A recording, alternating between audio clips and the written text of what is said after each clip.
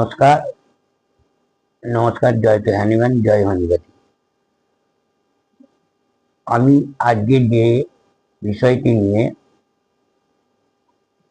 আলোচনা করব বা আপনাদের সামনে তুলে ধরব, সেই বিষয়টি বিশেষভাবে গ্রাম অঞ্চলে অনেকেই এই সমস্যায় ভুগে থাকেন। গ্রাম অঞ্চলে কথাটি কেন বলছি, যেহেতু আমি একজন গ্রামে প্র্যাকটিস করি এবং এই গ্রাম অঞ্চলে প্রচুর মানুষের রুটি রোজগার মাঠে ঘাটে হয়ে থাকে।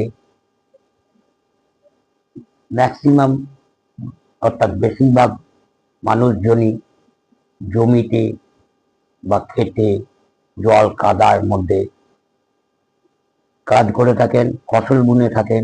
তার ফলে তারা এই সমস্যায় ভোগেন। তাই সেই সমস্যা নিয়ে আমি কিছু আলোকপাত করার চেষ্টা করছি। সমস্যাটির ভালো নাম হচ্ছে ক্যান্ডিডিয়াসিস, যার ডাক নাম হচ্ছে হাজা। এটা একটা অতি পরিচিত সমস্যা।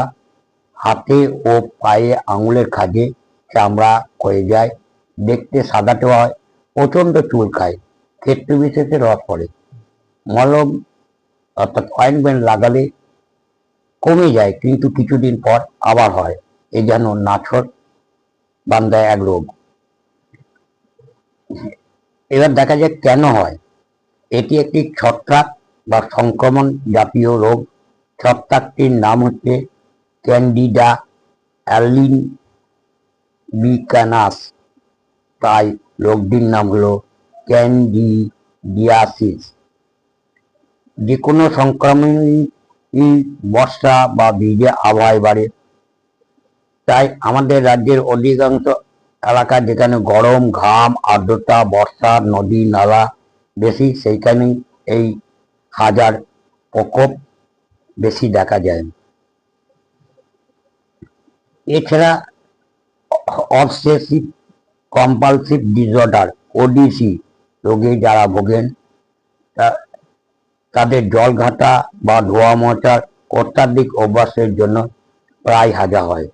ঘরের কাজের জন্য যাদের জল বেশি ঘাটতে হয়, তাদেরও এই সমস্যা হয়। অর্থাৎ মহিলাদের ক্ষেত্রেও এই সমস্যাটি দেখা যায়। ডায়াবেটিস হলে শরীরের রোগ প্রতিরোধ ক্ষমতা কমে যায়। তাই যারা সারা বছর সুগারে ভুগছেন, তাদের হাজা হওয়ার সম্ভাবনা থাকে।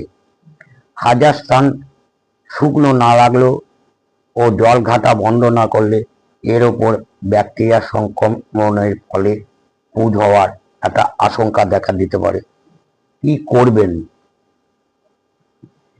জল ঘাটার অভ্যাস বন্ধ করতে হবে। ওসিডি থাকলে এই অভ্যাস বন্ধ করার জন্য চিকিৎসকের পরামর্শ অনুযায়ী ওষুধ খাওয়ান ও সাইকোলজিক্যাল কাউন্সিলিং করানো দরকার।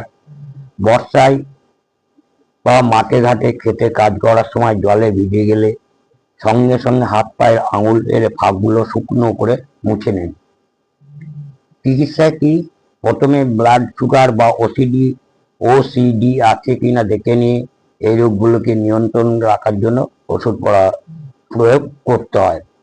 আমাদের হোমিওপ্যাথিতে লক্ষণ ভেদে বেশ কিছু ঔষধ, সুন্দর সুন্দর ঔষধ আছে, যেগুলো সঠিক চিকিৎসকের নিকট আপনি যদি যান, তিনি আপনার এই সমস্যার জন্য নির্দিষ্ট ওষুধ আপনাকে দিয়ে এই সমস্যা থেকে আপনাকে মুক্ত করবেন। অবশ্যই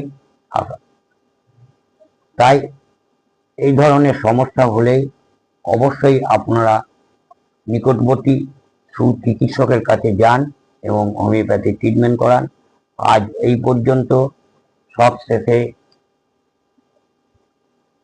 হ্যানিম্যানের শ্রীচরণের শতকোটি প্রণাম জানিয়ে আমি এখানেই শেষ করছি। আমার আলোচনা যদি ভালো লাগে তাহলে আমার চ্যানেলটিকে সাবস্ক্রাইব করবেন এবং লাইক ও ফলো করবেন, এই আশা রাখি। সবশেষে আপনাদের সুস্থতা ও কামনা করি। আপনারা সকলে ভালো থাকুন, সুস্থ থাকুন। আজ এই পর্যন্ত। শুভরাত্রি।